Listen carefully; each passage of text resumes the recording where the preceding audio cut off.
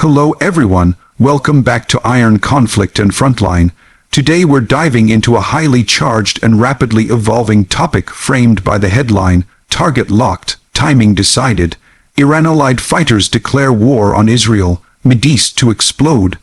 In this long-form review and explanatory script, we're going to unpack the layers behind this dramatic statement, break down the exterior and interior dynamics of the situation, analyze performance factors of each actor involved, examine the safety features, or lack thereof, embedded in regional and international responses, highlight the unique selling points of this headline and why it grabs global attention, touch on the cost or price of escalation, and conclude with broader insights into what this means for the future of Middle Eastern stability. Throughout, the aim is to clarify, contextualize, and provide a balanced look at what is being implied versus what is realistically unfolding. Let's get into it. From the exterior, the headline immediately projects an atmosphere of impending conflict, using strong language like target locked and timing decided. This gives the impression that some coordinated and imminent offensive action is already prepared by Iran-allied groups. These organizations, which often include well-known regional militias operating in places like Lebanon, Syria, Iraq, and Yemen, are historically aligned with Iran to varying degrees, sometimes ideologically, sometimes strategically, and sometimes simply through funding and supply lines. The headline suggests unity and readiness among them, but from the broader exterior perspective, things are seldom that straightforward. These groups operate across different political, geographic, and tactical landscapes, and their agendas do not always perfectly align. While they may share common grievances or objectives, such as resistance against Israel or pushing back against Western influence, their operational capabilities, command structures, and levels of Iranian control vary dramatically. What appears from the outside as a single front is often, in reality, a collection of separate fronts with overlapping but not identical interests. The exterior also encompasses Israel's own posture in the region. Israel has maintained a long history of confronting threats through preemptive action, rapid military response, and advanced intelligence gathering. Viewed from the outside, Israel has substantial military capability, including air superiority, missile defense systems, surveillance infrastructure, and strong alliances with Western powers. When the headline suggests Iran-allied fighters are declaring war, it implies a direct confrontation, yet Israel's deterrence architecture makes open, full-scale war a far more complicated calculation for any adversary. Even if multiple groups were to coordinate attacks, Israel's established track record of responding forcefully, sometimes across several countries simultaneously, shapes how the entire region interprets the exterior view of this situation. Moving to the interior, the core of the situation becomes more complicated. Inside this dramatic headline, there are layers of political motives, strategic signaling, and media amplification. Groups that issue statements like target locked often do so not only for operational messaging, but also to assert relevance, project strength, or galvanize their supporters. Internally, Iran's influence over its allied groups is not absolute. Rather, it functions through an ecosystem of mutual benefit.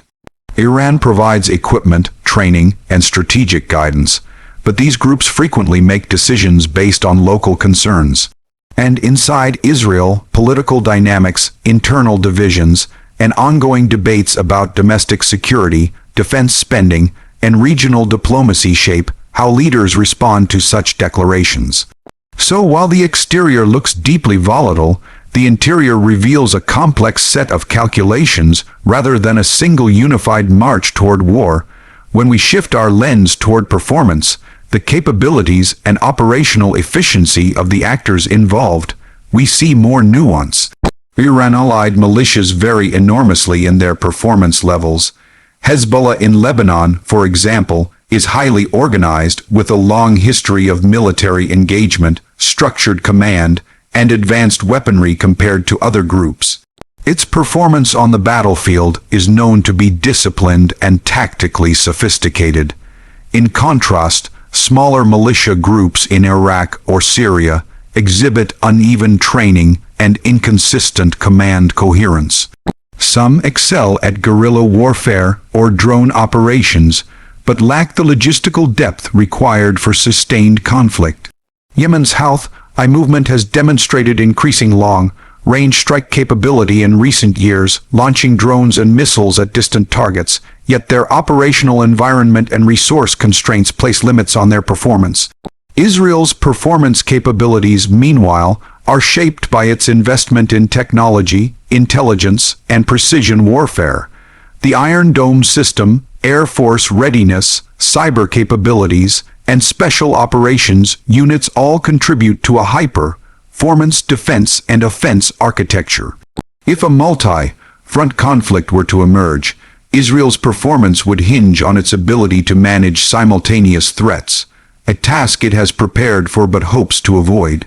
Performance here also includes political performance, how leaders communicate with the public, how alliances are managed, and how quickly decision-makers can adjust to the pace of events. High-stakes situations sometimes expose weaknesses in otherwise strong systems, and performance under pressure becomes a defining factor. Safety features in this geopolitical environment involve diplomatic mechanisms, international deterrence structures, crisis hotlines, and global powers invested in maintaining regional stability. Safety in this context does not refer to physical protection, as in vehicles, but rather to the safeguards designed to prevent or slow escalation. The United States, for example, often acts as a stabilizing force, discouraging direct confrontation between Iran and Israel and maintaining communication channels with both sides.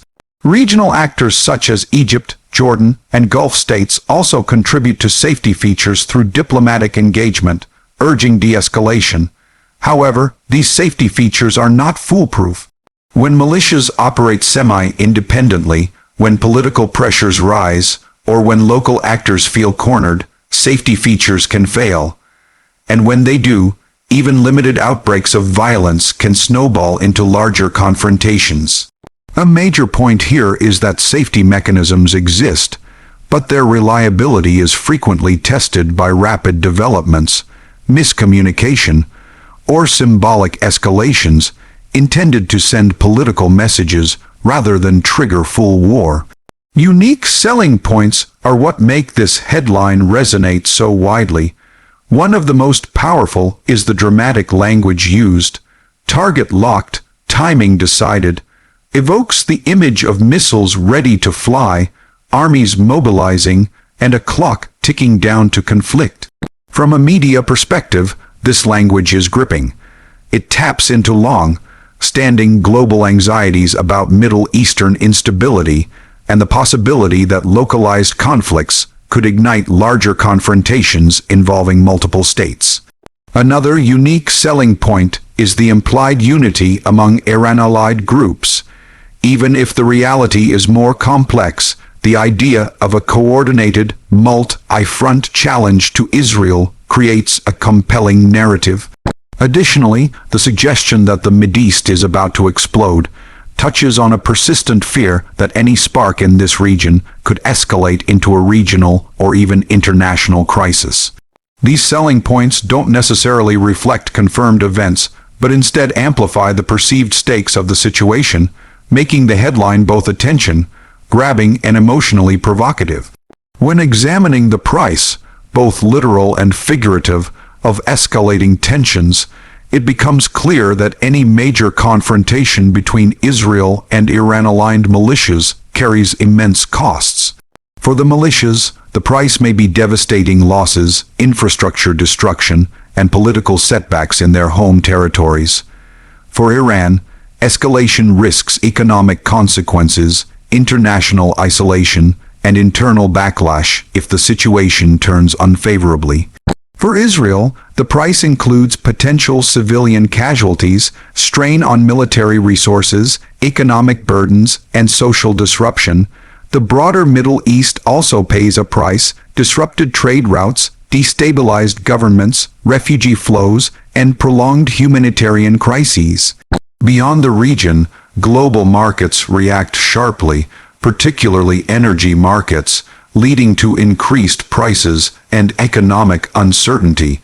The international community pays diplomatic and financial costs as well, especially if intervention, peacekeeping, or humanitarian aid become necessary. The price, therefore, is not merely financial or military. It is social, political, and generational. Conflict at this scale leaves scars that last far longer than the battles themselves. As we reach the conclusion, it's essential to take a step back from the dramatic framing and assess the larger picture. The headline suggests imminent war, but geopolitical realities are often more layered. Declarations of war, like intent, may reflect posturing, signaling, or attempts to influence political landscapes rather than genuine preparation for full-scale confrontation. While tensions between Israel, Iran, and their associated groups are undeniably high and have been for years, outright regional war remains a scenario that many actors, from global powers to local governments, seek to avoid due to its catastrophic implications. This doesn't mean the threat is empty. Incidents, skirmishes, and limited engagements are not only possible, but already occur periodically. However, the leap from these conflicts to an all-out regional explosion involves hurdles that many leaders hesitate to cross. In the end, what can be said with confidence is that the Middle East remains one of the most strategically sensitive regions in the world, where statements, movements, and signals are amplified far beyond their immediate context. Headlines like the one we explored today strike a chord because they play into long-standing fears and historical patterns of instability. But understanding the situation means looking deeper than the surface language. It requires acknowledging both the capabilities and the constraints of the actors involved, recognizing the importance of diplomatic safety features, and understanding the immense price of escalation. Whether or not the timing is truly decided, the region's future depends on a complex interplay of deterrence, communication, political pressures, and the ever-present challenge of balancing power. Thanks for joining this in-depth review and explanation here on Iron Conflict and Frontline.